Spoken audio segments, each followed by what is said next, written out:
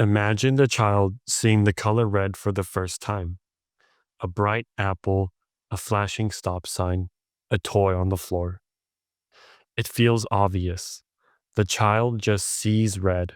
No thinking required. Reality simply presents itself. And for centuries, philosophers thought this is how all knowledge begins.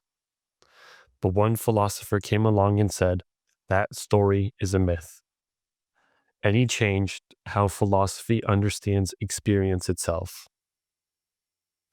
Traditional empiricism told a comforting story. All knowledge starts with raw, experience pure sensations given directly to the mind. You see red, you feel heat, and you hear sound. These experiences were supposed to be certain and unquestionable, forming the foundations of all of our knowledge. Like building a house on a solid rock. If we can trust what's directly given, then everything else can be built safely on top. This picture dominated philosophy for generations, until Sellars asked a dangerous question. What if experience alone isn't knowledge at all? Sellars argues this in his most famous work, Empiricism and the Philosophy of Mind.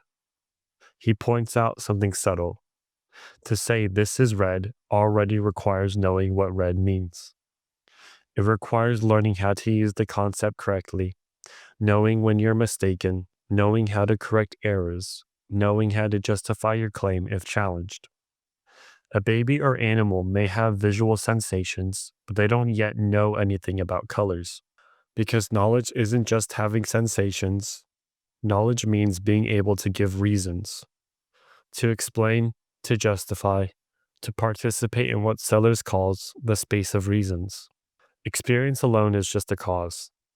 Knowledge belongs to a world of justification. Sellars draws a crucial distinction. On one side, we have the space of causes. Light hits your eye, neurons fire, and you react. But knowledge lives somewhere else, the space of reasons. If someone asks, how do you know it's red? You answer, you defend your claim, you can be corrected. That's not just biology. That's participation in a shared practice governed by rules and concepts. And sensations alone don't give you that. So the supposed foundation, the pure given experience, isn't knowledge at all. It's just raw input. Sellars' conclusion is bold. There is no self-justifying starting point for knowledge, no pure experience that guarantees truth. Experience helps cause beliefs, but beliefs become knowledge only within a community where reasons matter, where claims can be challenged and defended. The dream that reality simply imprints truths onto our minds. That's what Sellars calls the myth of the given. And once this myth falls, philosophy can no longer hope to build knowledge on foundations. Sellars' ideas deeply influenced later philosophers like John McDowell and Robert Brandom, shaping modern debates about perception, language, and reason. But the takeaway is surprisingly personal. We don't just receive reality, we learn how to understand it.